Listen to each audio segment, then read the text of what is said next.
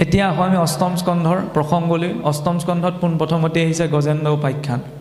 গজেন্দ্ৰ পূৰ্বজন্মত কোন আছিল? মহাৰাজ ইন্দ্ৰদ্যম্য, বিষ্ণুৰ এজন নৈষ্ঠিক ভক্ত।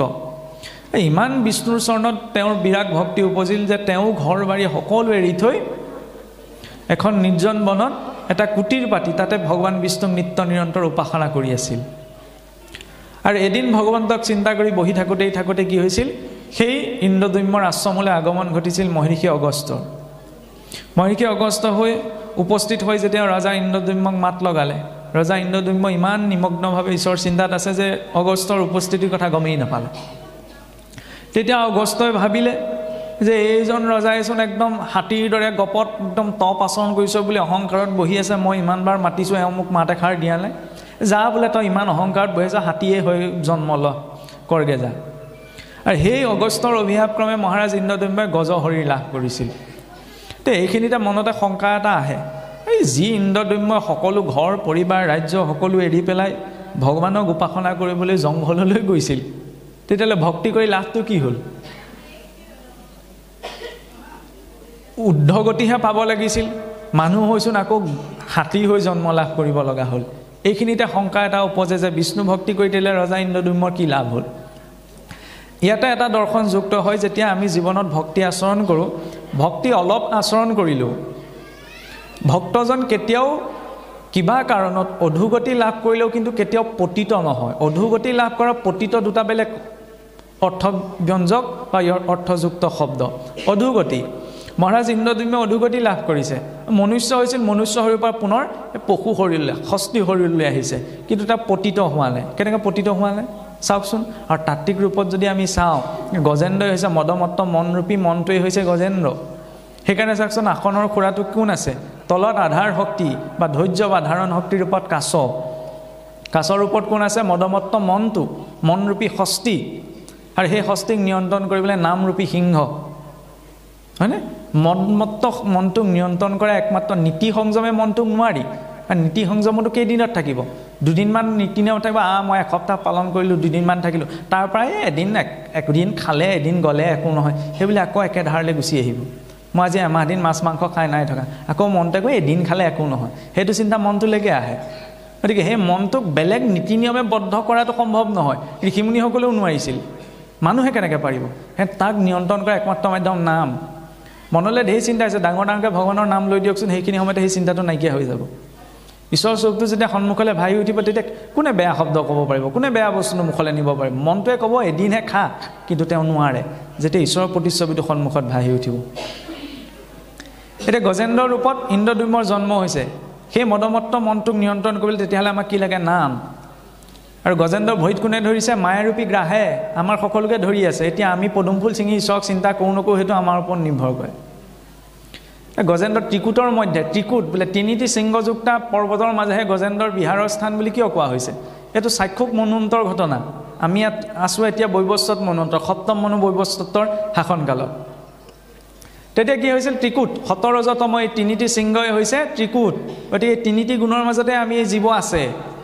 সেইকাৰণেতো আমাৰ নামঘৰ চালখন চাবচোন, কাছৰ পিঠিয়াকে তিনিটি তৰপত চোৱা হয়। শতৰজতম তিনিটি গুণেই তিনিটি তৰপ। আমাৰ তিনি বস্ত্ৰ কিয় আছে?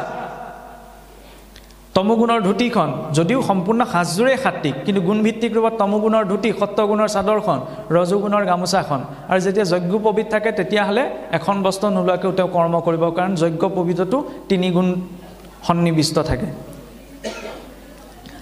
নামঘৰলৈ সোমাই আহিলে চাওকচোন, আমাৰ সাধাৰণ আৰ্হি নামঘৰ সময়ত 5টি 10টি খুটাই থাকে। বহল কৰিবলৈ 10টা হৈছে 12টা হৈছে, এইটো বেলেগ কথা। কিয় থাকে? 5টি 10টি খুটা। এই দশ ইন্দ্ৰিয়, পঞ্চ কৰ্মেন্দ্ৰিয়, পঞ্চ জ্ঞানেন্দ্ৰিয় ৰূপী এই 10টি খুটাৰে এই হৃদয়ৰূপী নামগৃহক ধৰি ৰাখিছে। দুফালে দুখন বাৰান্দাই হৈছে প্ৰকৃতিৰ আৱৰণ, সন্মুখত মণিকূট গৃহ, ঈশ্বৰৰ স্থান। ভগৱন্তৰ স্থান কৰে ব্ৰহ্মতালু বা ব্ৰহ্মৰন্ধ্ৰত। মাতৃগৰ্ভত যেতিয়া জীৱ প্ৰৱেশ কৰে ব্ৰহ্মতালু বা ব্ৰহ্মৰন্ধ্ৰই। সেইকাৰণে আমি ভগৱন্তৰ নিৰ্মালি সেই শিৰ অংশত গ্ৰহণ কৰোঁ। সেই মস্তক অংশ হৈছে মণিকূট অংশ। আৰু সন্মুখত ভগৱন্ত প্ৰতিষ্ঠিত আছে বুলি যেতিয়া জীৱাত্মাই নিজকে জীৱাত্মাৰ ওপৰত চিন্তা কৰি নামঘৰত বহে, তেতিয়াহে তেওঁৰ স্থূল বৈকুণ্ঠ প্ৰৱেশ হয়।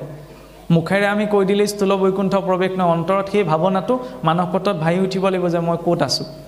নহ'লে আপোনাৰ ইটা বালিৰে বনোৱা সুন্দৰ এটি নামঘৰত আছোঁ আৰু আন্তৰিক ভাৱনাটো উৎপন্ন হ'ব লাগিব, তাৰ জৰিয়তেহে ঈশ্বৰৰ সৈতে সেই ভাৱটো যুক্ত হয়। যাই হওক, এতিয়া সেই গজেন্দ্ৰই যেতিয়া বিহাৰ কৰি কৰি এদিন থাকোঁতে কি হৈছিল কাহিনীটোতো সকলোৱে জানো,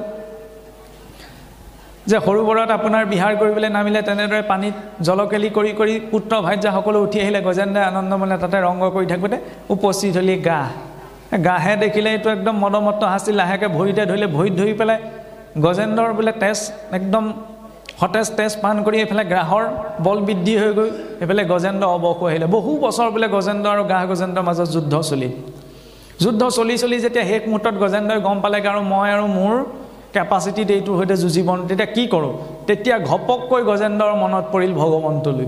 কিয় মনত পৰিল? গজেন্দ্ৰৰ পূৰ্বকৃত্য পুণ্য আছিল। গজেন্দ্ৰই যে স্তুতি কৰিছিল 38 শ্লোকত ভগৱন্তক বোলে স্তুতি কৰিছিল। হাতীটোৱে আকৌ স্তুতি কৰা কেনেকৈ সম্ভৱ?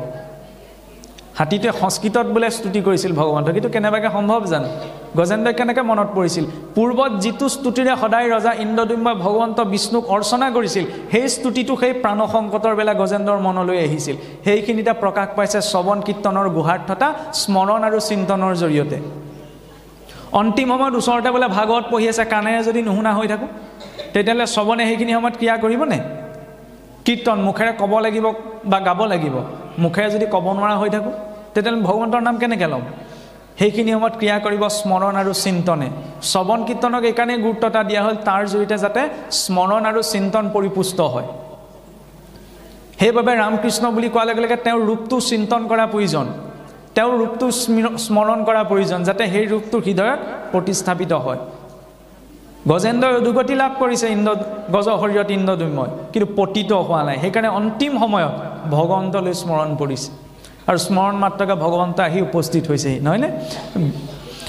গজেন্দ্ৰ ভগৱৎ স্পৰ্শাদ বিমুক্ত কৰ্মবন্ধনাৎ লব্ধা ভাগৱত দেহং পুনৰ্জন্ম না ভৱতি। যে ভগৱত অস্তৰ স্পৰ্শতে গজেন্দ্ৰই বৈকুণ্ঠৰ পাৰিষদী তনুৰ শৰীৰ লাভ কৰিছে। কিন্তু ভগৱন্ত আহি পেলাই পোনপ্ৰথমতে গজেন্দ্ৰক মুক্তি দিয়া নাই, কিন্তু প্ৰথমতে গ্ৰাহকে পঠাই লৈছে স্বৰ্গলৈ, তাৰপাছতে গজেন্দ্ৰক মুক্তি দিছে, নহয়নে? এতিয়া উঠি যোৱাৰ পাছত এইখিনি সময়তে যেতিয়া ভগৱন্তই গজেন্দ্ৰক উদ্ধাৰ কৰি বৈকুণ্ঠলৈ গুচি গ'ল, তেতিয়া বৈকুণ্ঠত দেৱী লক্ষ্মীয়ে সুধিছে যে প্ৰভু তুমি যাওঁকে আছিলা, গজেন্দ্ৰই কেতিয়া মাতিব? আৰু গজেন্দ্ৰই যেতিয়া অন্তিম সময়ত কোনো উপায় বিচাৰি নাপালে, যেনেকৈ আমি চাওকচোন বোলে ডাঙৰ বেমাৰ এটা হ'ল, ঢেৰ টকা পইচা খৰচ হ'লে, ডাক্তৰে ক'লে বোলে শেষত ঈশ্বৰে ৰাখিলেহে ৰখায়। শেষ আশ্ৰয় কোন? পাকে পকাৰে ভগৱন্তই। ঠেকেচা খাই যেতিয়া তেওঁৰ ওচৰলৈ যাব লাগে, ঠেকেচা নোখোৱাকৈ আগতেই নিজৰ কাম কৰা সুবিধাকণ কৰি থওঁচোন। বুদ্ধিয়ক মানুহৰ লক্ষণ সেইটোহে, যি বিপদটো অহাৰ আগতে নিজৰ প্ৰয়োজনীয় গোটেইকণ গোটাই থৈ দিব। বিপদ হ'লে বাট চাই থাকে, বিপদ আহিলে গোটাম। যেনেকৈ আমি বয়সত ভকতি কৰিম, বয়সত নামঘৰলৈ যাম, বয়স এতিয়া পাম নে নাপাম তাৰে গেৰেণ্টি নাই। কি ঠিক, কথা কৈ থাকোঁতে মই মৰিবও পাৰোঁ। মৰাৰ কথা ক'লে আমাৰ মানুহে ভয় কৰে, কিন্তু সেইটো বাস্তৱ। দিনটোত পাৰিলে 24 ঘণ্টাই মৰাৰ কথা মনত পেলাব লাগে, তেতিয়া অন্ততঃ বেয়াটো খোৱাৰ পৰা বিৰত থাকিম। কাৰণ মই জানো মৰিবলৈকে গৈ আছোঁ, কিবা এটা বেয়া কাম কৰিলে কিজানি মোৰ আয়ুস টুটিয়েই যায়, সেইকণ সতৰ্কতা অন্ততঃ থাকিব।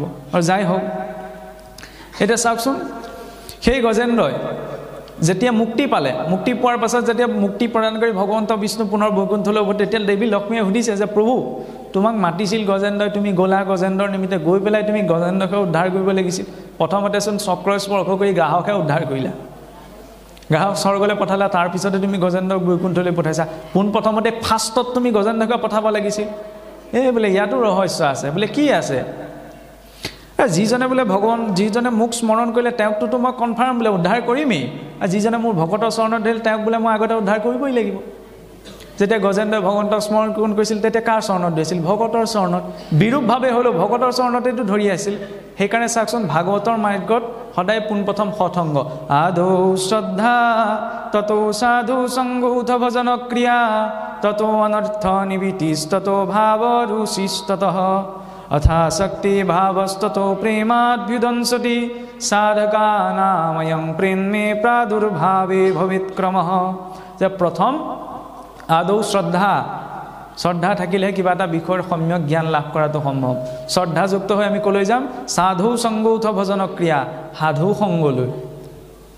এতিয়া সাধু সংগলে কি সাধু সংগলে চা আজিকালি ভকত বুলি কাক জানিবা এই আমুকক দেখিছোঁ আমুকতহে দেখি থৈ আমুকেচোন আমুকহে কৰি পায় নাম গাইছে পাঠ পঢ়িছে আমুকহে কৰিছে এইটো দায়িত্ব ঈশ্বৰে এতিয়া আপোনাক মোক দিয়া নাই যদি দিলেহেঁতেন তেতিয়া বিচাৰ কৰিলোহেঁতেন আপুনি আপুনি কৰ্ম কৰিছে আপোনাৰ মতে ফল পাব মই যি কৰ্ম কৰিছোঁ মোৰ মতে ফল পাম সেইটো আপুনি মই বিচাৰ কৰাৰ প্ৰয়োজন নাই তেওঁ দেখি আছে নহয় 14টা চিচি কেমেৰাত চব ৰেকৰ্ড হৈ আছে নহয় হয়নে নাকিকাত অশ্বিনী কুমাৰ কৰ্ণত দিগগণ মুখত অগ্নি জিহ্বাত বৰুণ পদত বিষ্ণু হস্তত ইন্দ্ৰ বুদ্ধিত বাসুদেৱ মনত চন্দ্ৰ অহংকাৰত ৰুদ্ৰ নেত্ৰত আদিত্য 14জন দেৱতা হিচাপ ৰাখি আছে নাকেৰে কি দেখিছে শুনিছে চকুৰে কি গোন্ধ লৈছে দৃশ্য দেখিছে কাণেৰে কি শুনিছে জিভাই কি ৰস আস্বাদন কৰিছে সকলো হিচাপ হৈ থাকিব আমাৰ মাত্ৰ দায়িত্ব আছে আপুনি যেতিয়া আজি ভকত ৰূপত উপস্থিত গতিকে ভক্তৰ ৰূপত আপোনাৰ প্ৰতি সন্মান কৰাটোৱে আমাৰ দায়িত্ব আৰু এতিয়া নামঘৰত বহি থাকে নামঘৰে একমাত্ৰ এনেকুৱা এখন ক্ষেত্ৰ চাওকচোন ইয়াত জ্ঞানী অজ্ঞানী সদাচাৰী ব্যভিচাৰী একো বিচাৰ কৰা নাই আনকি স্ত্ৰী পুৰুষও বিচাৰ কৰা নহয়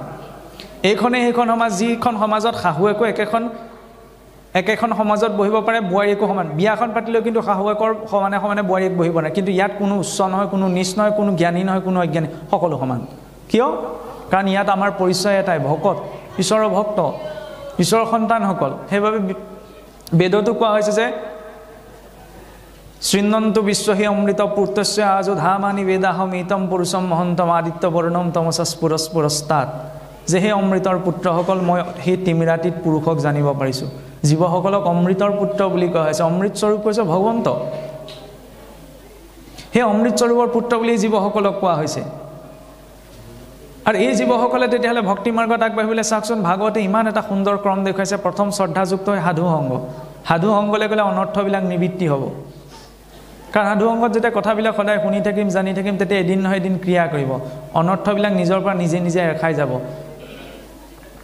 কাৰোবাক উপদেশ দি পৰিৱৰ্তন কৰাটো সম্ভৱ নহয় কিন্তু নিত্য নিৰন্তৰ সাধু সংগত থাকিলে বেয়াবিলাক নিজৰ স্বভাৱৰ পৰা নিজে নিজে আঁতৰি গুচি যায় এইটো হৈছে সাধু সংগৰ প্ৰভাৱ আৰু সেই অনৰ্থ নিবৃত্তি হ'লেহে কি আহিব ঈশ্বৰ ভক্তিত ৰুচি উপজিলেহে ভাৱ আহিব ভাৱ আহিলে ঈশ্বৰৰ ওচৰত আসক্তি ঈশ্বৰৰ চৰণত আসক্তি উপজিলে জীৱ বন্ধনৰ পৰা মুক্ত হয় আৰু সংসাৰত আসক্তি উপজিলে জীৱ বন্ধন প্ৰাপ্ত কৰে আৰু ঈশ্বৰৰ চৰণত যেতিয়া আসক্তি উপজিব তেতিয়া প্ৰেম আহিব প্ৰেম মানে লৰাই ছোৱালীয়ে ল'ৰাটোক কৰাটোৱে নহয় সেইটোতো ছালৰ আকৰ্ষণ একদম খোলাকৈ ক'বলৈ গ'লে ছালখন যদি আঁতৰাই দিয়ে ময়ো আপোনাৰ ওচৰলৈ নাযাওঁ আপুনি মোৰ ওচৰলৈ নাযায় হয় নহয় কওকচোন এই ছালখনৰ নিমিত্তে গোটেই জীৱনটো নহয় আজিকালি যিবিলাক দেখা গৈছে আমাৰ নিচিনা ল'ৰা ছোৱালীৰ মাজত নহয়নে কাপোৰ হলুৱাই দি ল'ৰা ছোৱালী সলায় নহয়নে আকৌ যে দেখা যায় আপোনাৰ প্ৰেম বুলি ক'লে আজিকালি কি বুজে বোলে ল'ৰাই ছোৱালীক ভাল পালে এফালে ছোৱালীয়ে ল'ৰাক ভাল পালে পিতৃ মাতৃ সন্মত নহয় কাৰণে বোলে পলাল সেইটোৱে বোলে প্ৰেমৰ একদম উদাহৰণ যে ইমান ভাল পাইছে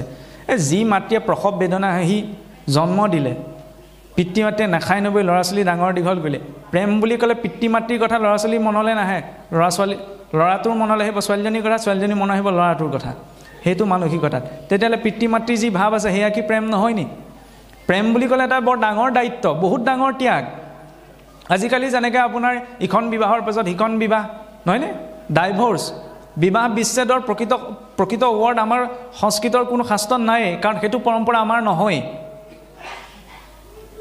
আজিকালি যে ল'ৰা ছোৱালীবিলাক কিছুমান লিভিং ৰিলেশ্যন এইবিলাকতো কুকুৰ মেকুৰী কাৰবাৰ নহয়নে কুকুৰেহে গলিয়ে আপোনাৰ গৈ পেলাই ইটো গলিত সোমালেগৈ সিটো গলিত সোমালেগৈ খোলাকৈ কৈছোঁ কটু বুলি নাভাবিব আৰু ফটা মুখ ৰখাই থ'ব নোৱাৰোঁ প্ৰেম বুলি ক'লে দায়িত্ব বুলি কিয় কোৱা হৈছে ভগৱান ৰামচন্দ্ৰ চাওকচোন পূৰ্ণ পুৰুষোত্তম নহয়নে যেতিয়া ৰাৱণে সীতাক হৰণ কৰি লৈ গ'ল তে বনবাসীহে আছিল আকৌ আহি যদি ৰাজ্যলৈ উভতি দ্বিতীয় বিবাহ কৰিলে কোনেও প্ৰশ্ন কৰিবলৈ নাথাকিলেহেঁতেন ৰজা হয় সেইফালে ৰাৱণে হৰণ কৰি নিলে কেনেকৈ বিচাৰি যাব সেইকাৰণে দ্বিতীয় বিবাহ কৰিলে কোনেও প্ৰশ্ন নকৰিলেহেঁতেন কিন্তু কি কৰিলে 14,000 কিলোমিটাৰ ভগৱান হৈ যোৱা নাই সাধাৰণ মানুহ এজন হৈ গৈছে 14,000 কিলোমিটাৰ খোজকাঢ়ি গৈ সাগৰত সেইটো বান্ধি পত্নীক উদ্ধাৰ কৰি আনিছে সেইটো হৈছে প্ৰেম হয়নে যেতিয়া বোলে ভাৰতীয় সংস্কৃতিৰ ধাৰণাটো চাওক যিখিনি সময়ত আপোনাৰ আকবৰে ৰাজপুতসকলক বোলে আক্ৰমণ কৰিছিল অকণ বেলেগ প্ৰসংগ এটা টানি আনিছোঁ আৰু দুখ নধৰিব তেতিয়া সেই ৰাজপুতসকলক সৈতে যুদ্ধ লাগি পেলাই যেতিয়া মানে ৰাজপুত সৈন্যসকলক নিধন কৰি তাতে আকবৰে বোলে শিবিৰ পাতি আছিল তেনেকুৱাতে এদিন ৰাতি কি হৈছিল এগৰাকী মানে নৱবিবাহিত সম্পূৰ্ণ বিবাহৰ সাজি কাচি এগৰাকী কন্যা আগবাঢ়ি আহিছিল তেতিয়া আকবৰে সুধিলে যে তুমি সাজি কাচি ক'লৈ যোৱা তেতিয়া ক'লে বোলে মোৰ স্বামীৰ এজন ব্যক্তিৰ সৈতে বিবাহ ঠিক হৈছিল তেওঁ ৰাজপুতসকলৰ সৈন্যত আছিল আজি মই খবৰ পালোঁ যে তেওঁ এই যুদ্ধত নিধন হৈছে গতিকে তেওঁৰ মই শটো বিচাৰি আহিছোঁ যাতে মই সংস্কাৰ কৰিবগৈ পাওঁ তেতিয়া আকবৰে সুধিলে বোলে তোমাৰ বিবাহ হ'ল নি বোলে বিবাহ মোৰ নাই হোৱা বিবাহ নোহোৱাকৈ তেতিয়াহ'লে তুমি কিয় বিচাৰি আহিছা তেতিয়াহ'লে এবাৰ যেতিয়া বাগদান হৈ গ'ল মোৰ স্বামীৰ ওপৰত মই বৰণ কৰিলোঁ গোটেই জীৱনটো মই তাক নিৰ্বাহ কৰিব লাগিব সেইটো হৈছে প্ৰেম সেইটো হৈছে বিবাহ আজি ভাল লাগিলে বুলি কাৰোবাৰ লগত কাইলৈ ভাল লাগিলে বুলি কাৰোবাৰ লগত এইটোত একো দায়িত্ব আৰু সংস্কাৰ নাই আগৰ অসুৰবিলাকৰো সিমানকণ চিন্তা আছিল গতিকে সেইখিনি লাগে আমাক চিন্তা সেইখিনি কোনে দেখুৱাইছে ভাগৱতে আৰু এইখিনি যেতিয়া মগজটোত ফিট হৈ যায় তেতিয়াহ'লে তেওঁ বেলেগ এটা পথৰ কথা চিন্তা কৰিব নোৱাৰে তেওঁ বেলেগ এটা মাৰ্গৰ কথা চিন্তা কৰিব নোৱাৰে সেইবাবে ভাগৱতে আচলতে কি কয় বোলে বৰকে ভাগৱত পঢ়ি থাকিলে ব্ৰেইন ৱাছ হৈ যায় সঁচাকৈও হয় ভাগৱতে একদম ভালকৈ ধুৱে যিটো কাম আপোনাৰ যিবিলাক দাগ চাৰ্ফ এক্সেল দিলেও ৱাশ্বিং মেচিনত নাযায় ভাগৱতে সেই দাগটো ধুই পেলাই একদম পূৰা ব্ৰেইনটো ৱাছ কৰি দিয়ে যিবিলাক আৱৰ্জনা জমা হৈ আছে সকলো ধুই পেলায় আৰু এনেকুৱাকৈ ধৰে বাস্তৱিকতাটো সন্মুখত ৰাখি দিয়ে তেতিয়া আৰু ছালখনৰ নিমিত্তে দৌৰা দৌৰিটো হৈ নাথাকে দায়িত্ব পালনৰ বাবেহে দৌৰা দৌৰি হয়